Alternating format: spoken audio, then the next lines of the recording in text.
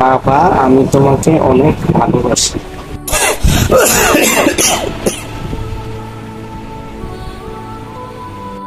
বাবা, একটু ডাক্তারখানায় যাও তো, কয়টা ওষুধ আনতে হইলো। বাবা, আমি পারবো না, তুমি একটু যাও তো। বাবা, আমার শরীরটা অনেক খারাপ, একটু জানা বাবা। বাবা, আমি একটা কাম করতেছি, আমি পারবো না, হয়তো অন্য কাউকে পাঠাও, নাহলে তুমি যাও। আর কেউ তো বাড়িতে নাই, তুই একটু জানা বাবা। আরে কইলাম না আব্বা, আমি একটা কাম করতেছি, যেতে পারুম না, তারপরে তুমি বারবার জ্ঞান জ্ঞান করো কে?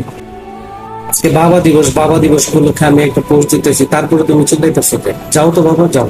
পারুম না। বাপের প্রতি ভালোবাসা কি খালি সোশ্যাল মিডিয়াতেই?